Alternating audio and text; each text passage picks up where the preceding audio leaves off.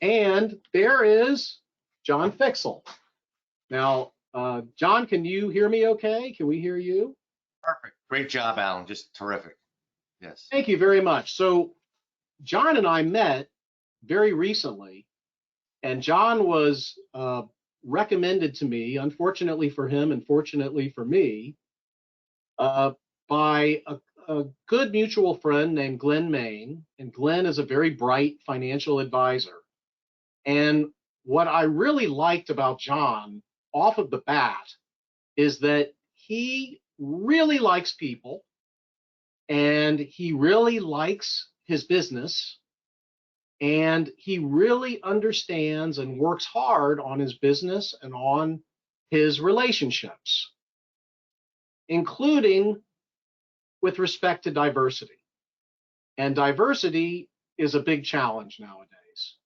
So I asked John to give us a talk on what he has found as far as to be a successful business person, to be a successful person, and also what tips he can provide us in the area of diversity. And John plans to speak for 30 minutes, but it could be longer, it could be shorter, and we'll also, go over questions. So John, what should we know? And thank you so much for joining us. Well, thank you for having me, Alan. Listen, this was really great. Some of this stuff is like 101 for me, but some of this stuff was, I forgot I didn't know what I forgot. So you re-mentioned it during this. So it was just really refreshing to hear some of the stuff that I think I took for granted. So terrific. I think, wow, just terrific. But like, as Alan said, we've met just recently, and a couple of Glenn's friends who we mentioned, who is a financial advisor, said, how did he get on here? I said, and Glenn asked me, and he said, well, I said, I don't really know. I said, other than Alan maybe likes me a little bit. So I'm hoping that you may like me a little bit too. I come from the town I came from was first generation immigrants and their children. So that's the town I grew up in. It was predominantly white European. And there wasn't much diversity in my grade school, which was Catholic, in my middle school Catholic, and then in public school. It was primarily the 0 to no diversity. We were a blue collar town, Bethlehem Steel, Mack Trucks. People worked at Similar or Air Products. From there, as things started to die in the 80s and there was no real jobs, I took a career and I went into the military, which sounded really good. And as you can imagine, if you know somebody or see the military, it couldn't be more diverse. There's one of everybody from everywhere. So I went from 0 to 100. I felt that way. And me personally, never really had a problem with that.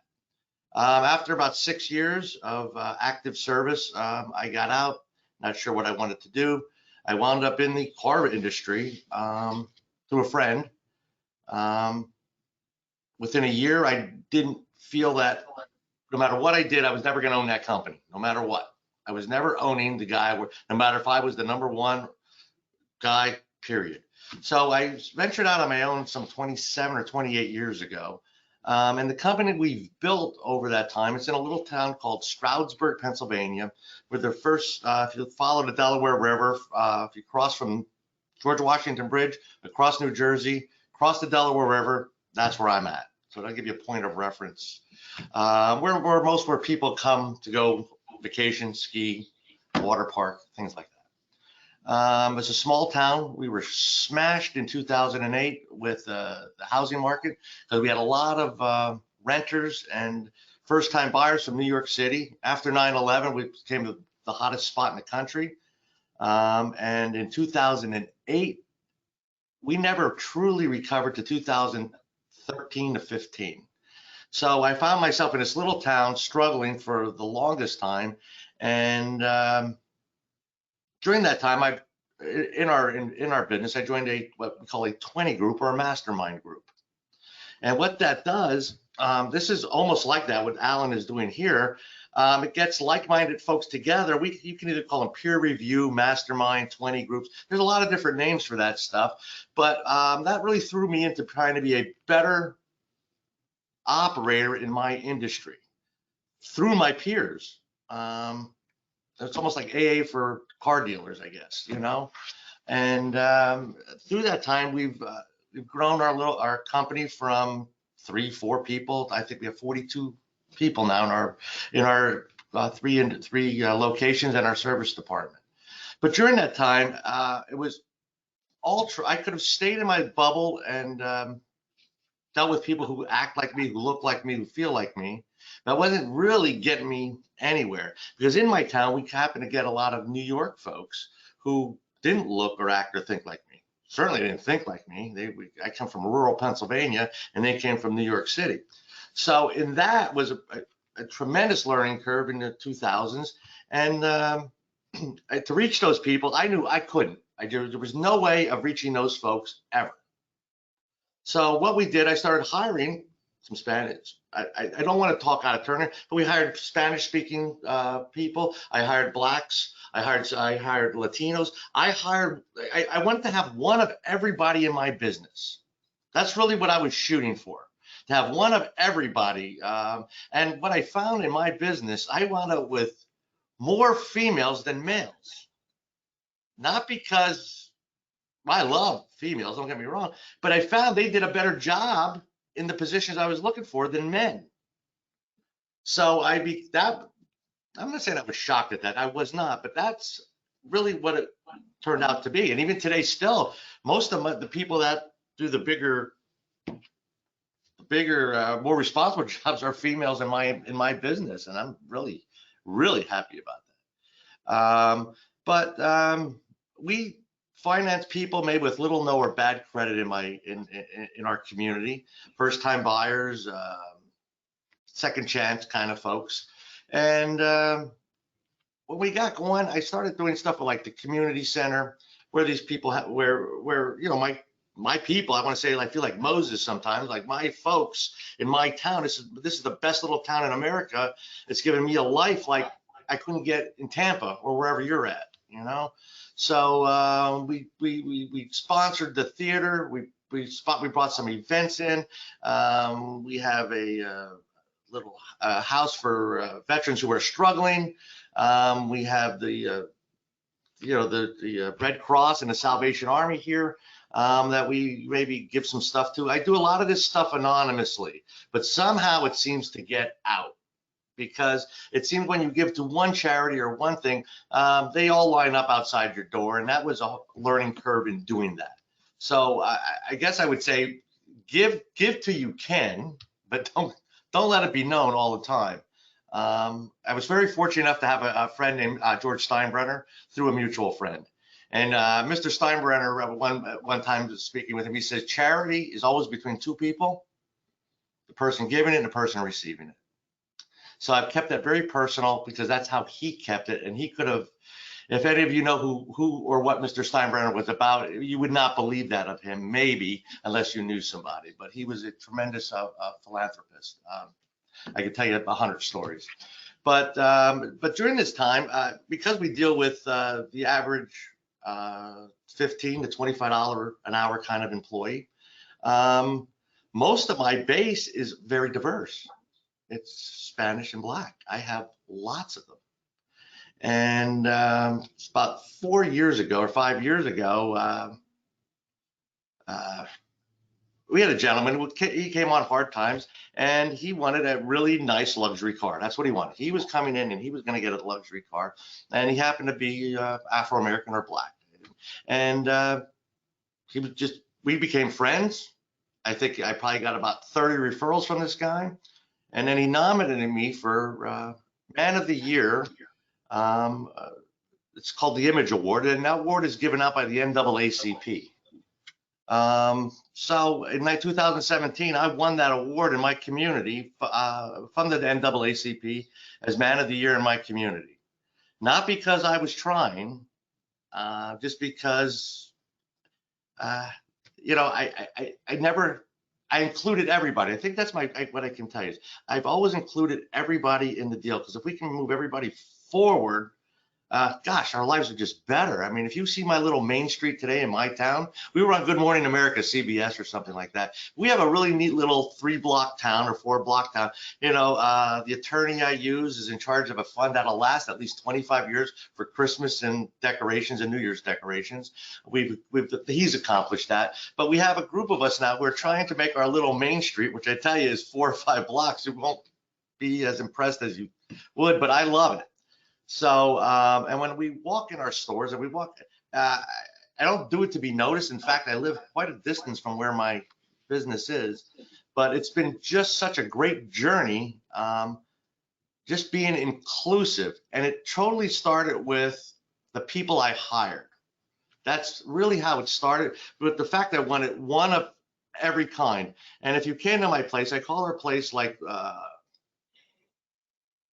there was an old Christmas show called Rudolph the Red-Nosed Reindeer, and it was the island of misfit toys. That's where Santa goes first with Rudolph to pick up those toys and take them to kids that would appreciate them. We feel we are the island of misfit toys in my company because we've certainly taken on that mentality. But I don't think we're so special as I go in these mastermind groups and 20 groups. We're not unique, but we are special. I think if you're in your business, you try to round out something you don't have in your own personal or in your family, or go get one. I don't want to speak crash, but get one. You'll be a better company. You'll be a better person. You'll just be better. That's all I tell you. Everything will be better, And it's struggling. I've really learned a lot about myself, and I've got words and food and language like I would have never had should I have not done that. But I keep an open door policy in my company for anyone to come. They're welcome to show up almost at any time. Surprised no one's here. They probably don't know I'm here today. And that's truly helped us. I've reached out to guys like Alan. I've reached out to Alan to do an investment in a trust. We've done some things. We have diversified in our portfolio. We've gotten some land and some other investments, and we've established a finance company for ourselves.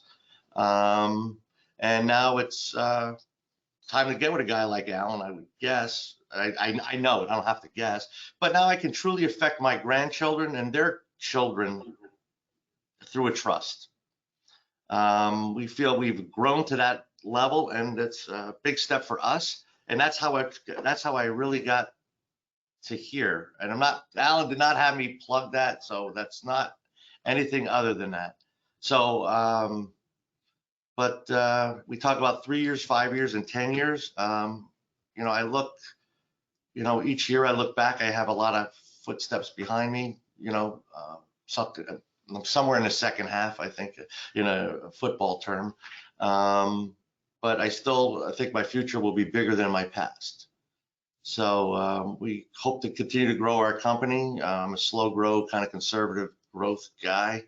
But I've reached out to all the things I don't know. I don't know about insurance.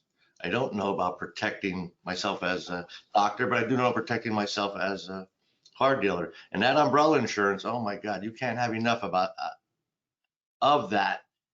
In our industry, we have sue happy folks also, and that certainly helped. When I seen that, I said, "Oh, when's he talking about the umbrella?" And there it was, So, but if you don't have that, that was just that saved us our company.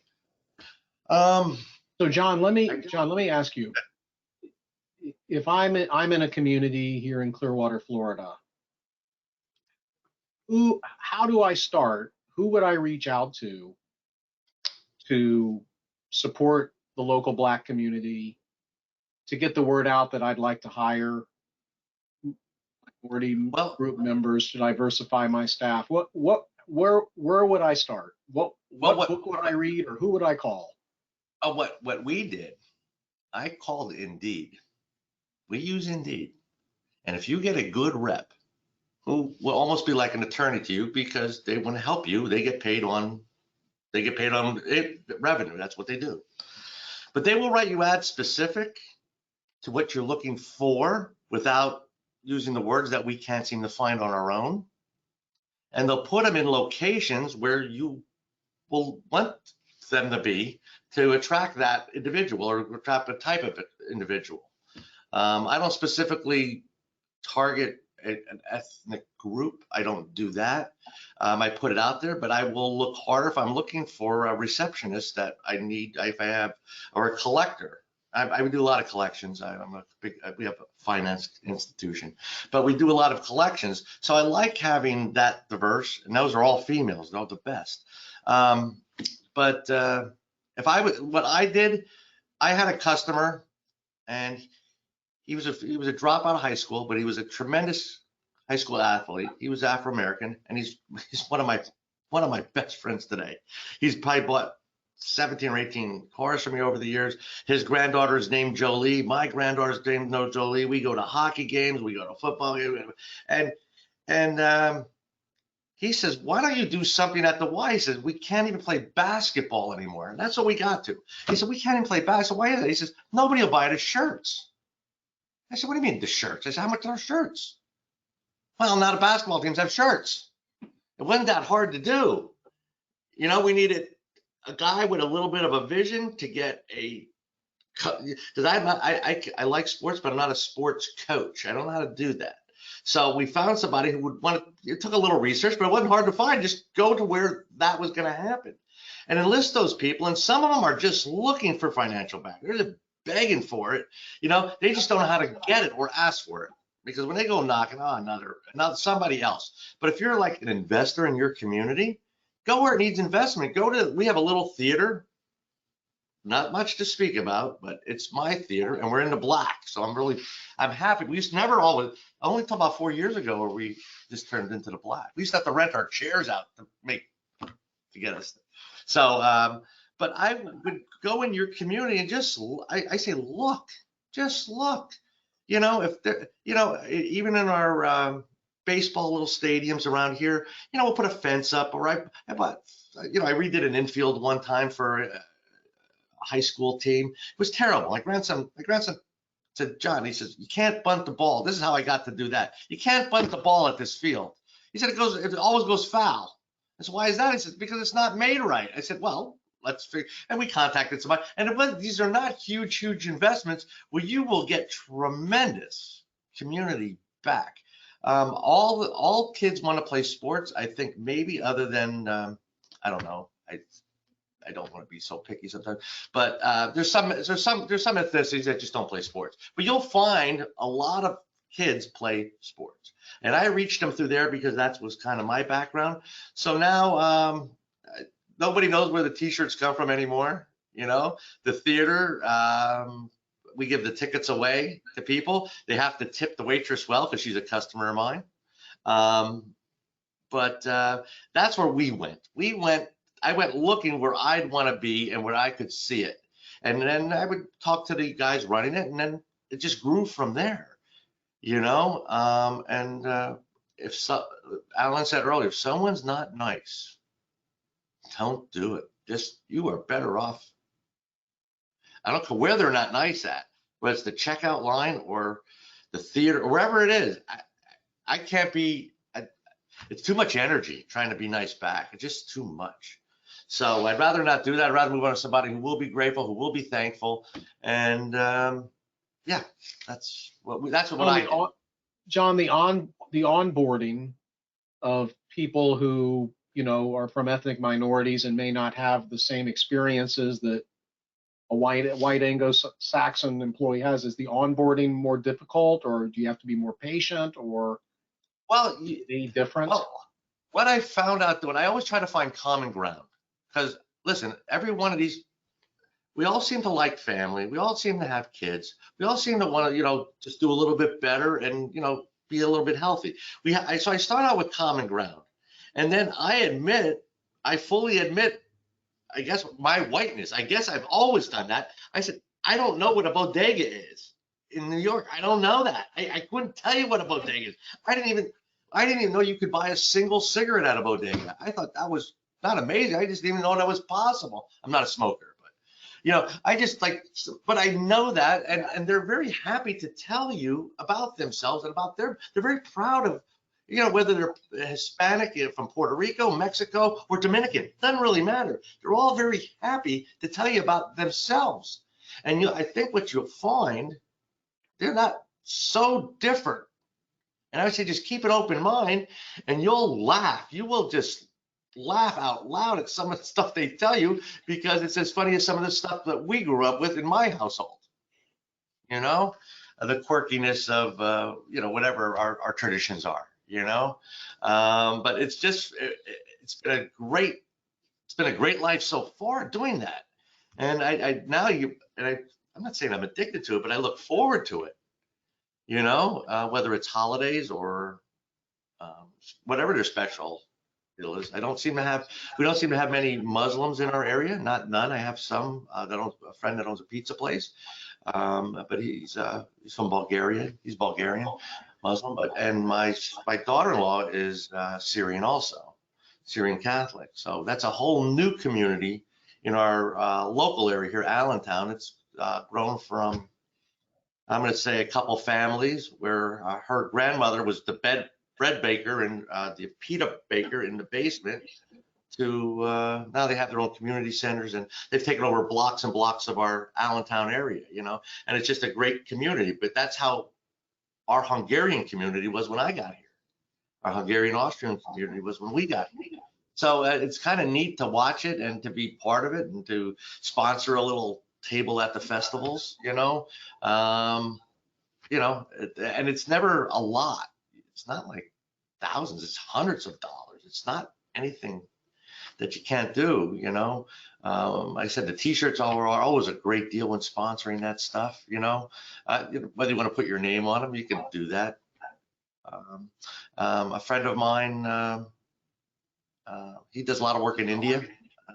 My attorney's son, he's a doctor in Colorado. He gives free care to the Native American Indians north of Denver. His clinic.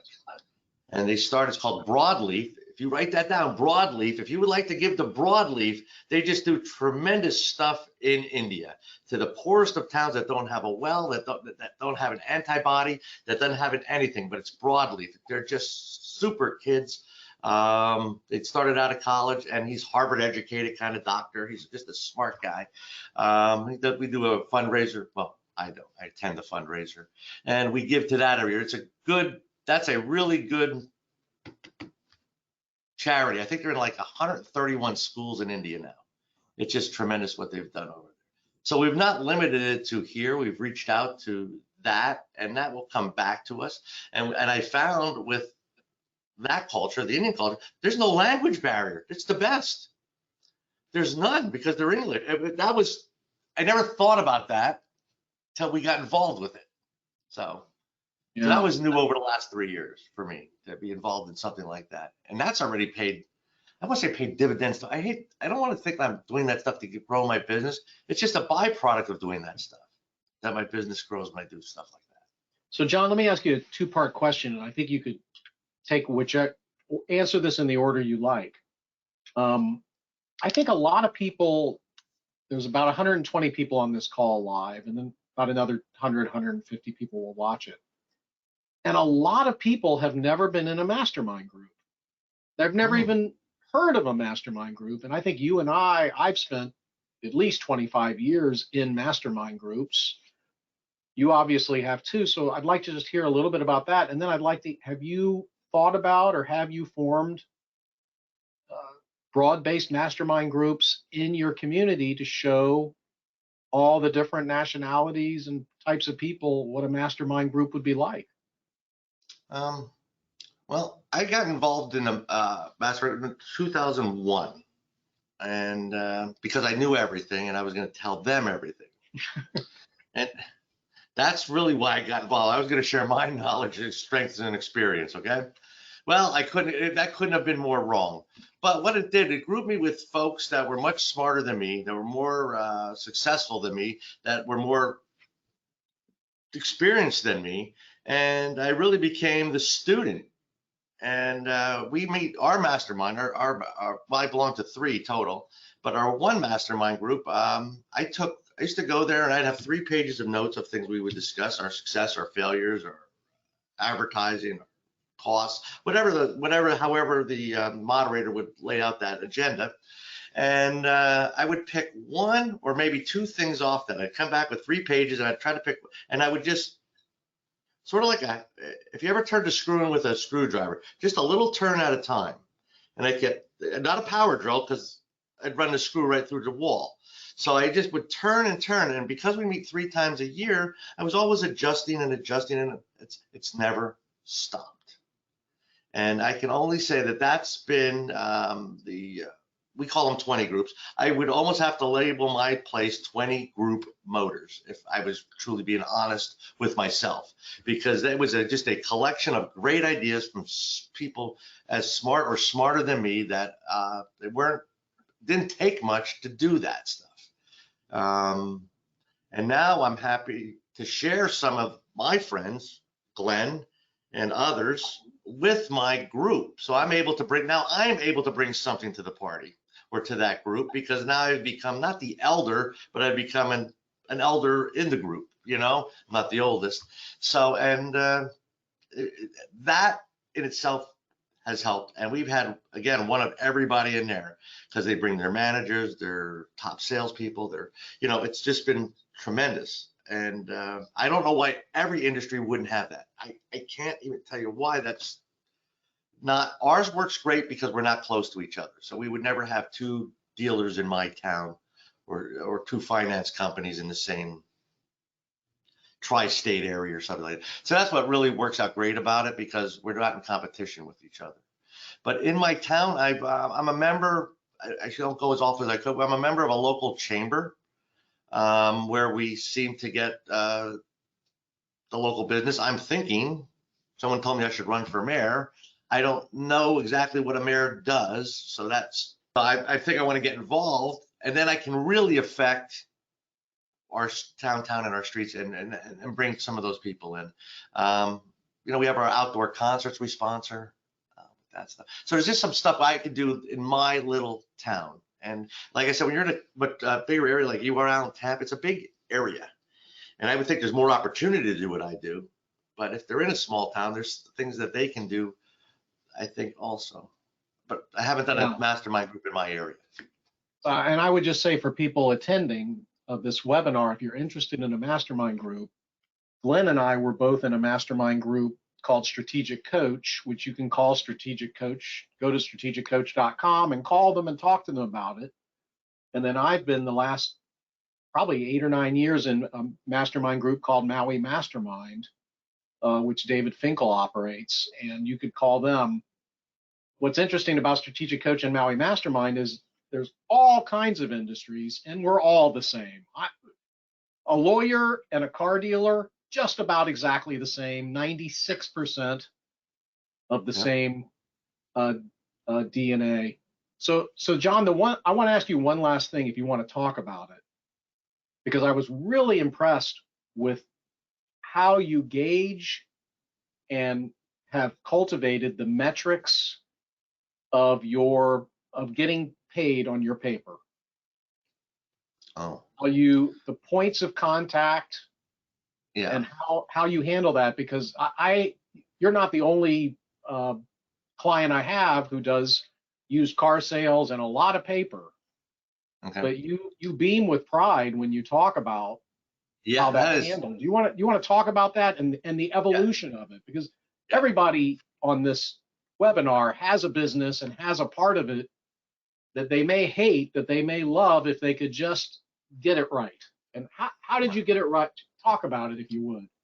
Sure. Well, when we started, we started with very little or no capital, none, zero.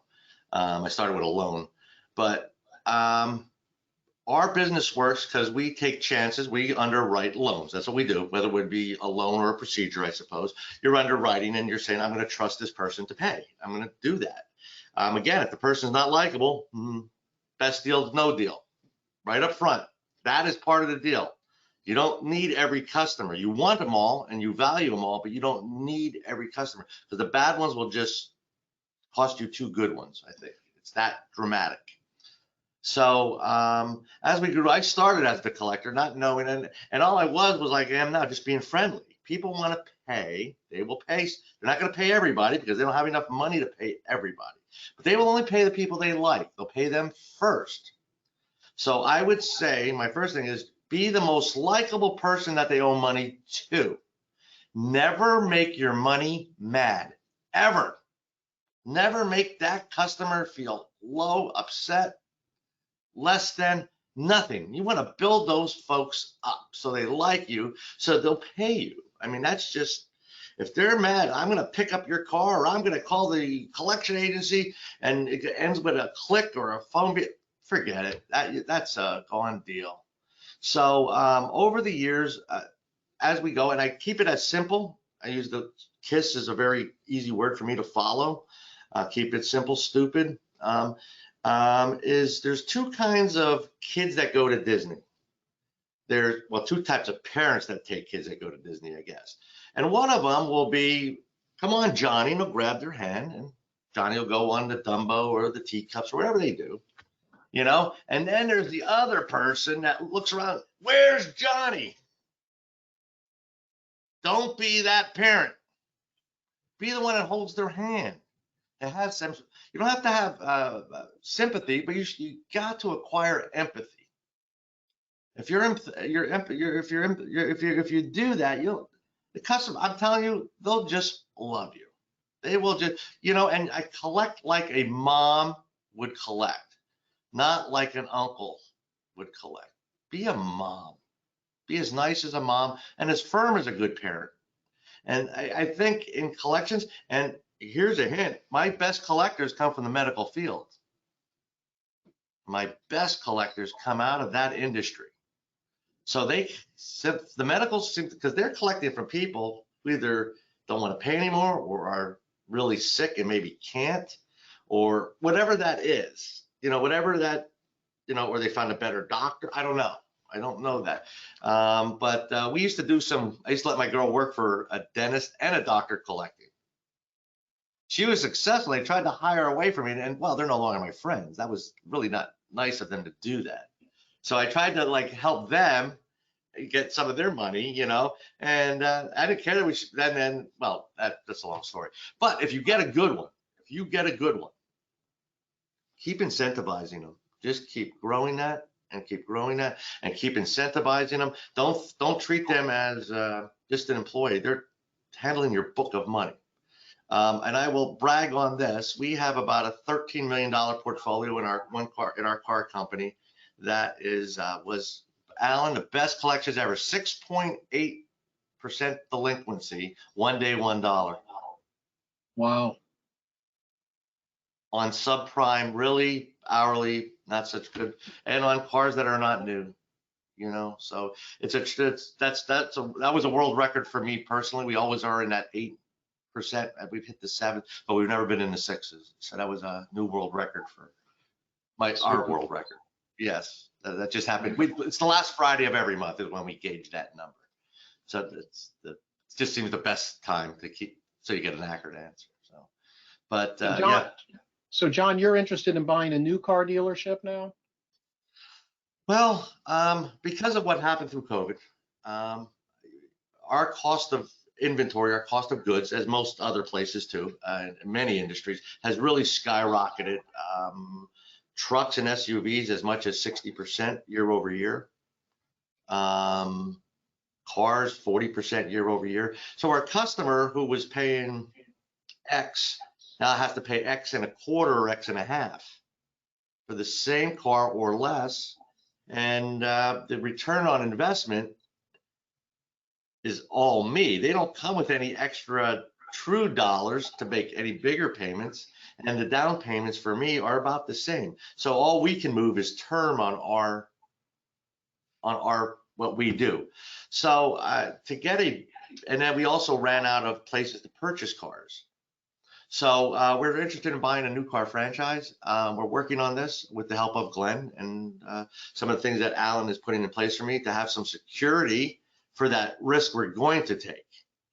Because that will be a bigger risk of exposure personally and business. That goes with that. But I'm going to try to back out of that daily collections over the next 5 or 6 years. It'll probably always be there, but not at the force that it is now. So I've kind of grown into it. And it's a very hard leap for me to make from going from an independent kind of to a franchise type, to a franchise. So it's but again, I would just say get the right people around you. Don't figure it out. If you're not good with finances, find someone who is. If you're not good with insurance, find someone who is. And that's really all I've done. And I've just added pieces and pieces and pieces to my inner circle to find people who, if you're not good at fundraising, find someone who is. If you don't know how to find somebody to where we need community, go to the chamber. They'll tell you. They'll tell you where people are looking for stuff. They'll just tell you, and then you could choose to go use them or partner with them or something like that. Right. But yeah, I'm never the smartest guy in the room, Alan, and I like keeping it that way, you know. So that's, I guess, maybe that's my. Well, thank you so much. This was just a great presentation, because you're just a true American hero. Oh, well, thank you. There's a million true American heroes, but you are just one of them with a great heart, and it's made you successful, or it's made you more successful. Well, so, one more thing, Alan. My original attorney, who I still have today, a guy by the name of Ralph Materja, no plug for him, but Ralph told me 1996, he says, I said, yeah, I want to do this family business. I'm going to do all this stuff. And he says, here's what I'm going to tell you. I'll be your attorney, but he says, if you're going to say you're going to treat them like people, like family, just do it. He says, when I find you're not doing it, I will not be your guy. Wow. He is still my guy, because I've lived up to those words with him. And he took me for that same reason. He didn't need me. He was the largest attorney he still is. He's the largest attorney in our pond. So, but I think he keeps me because of that. We've become just great friends. But you can imagine 27 years later or so, what a friendship can turn into. So. That's fantastic. All right. So if anyone has any questions for John, you can just email me at agassman@gassmanpa.com, and I'll be glad to forward them on to John. John, thanks again. We'll be posting this to YouTube. We'll get you the link. And okay. I look forward to seeing you again and again and again. You got it, Al. Thank you so much. Hey, have a great weekend, everybody. All right. Take care, everybody. Bye. Okay, bye-bye.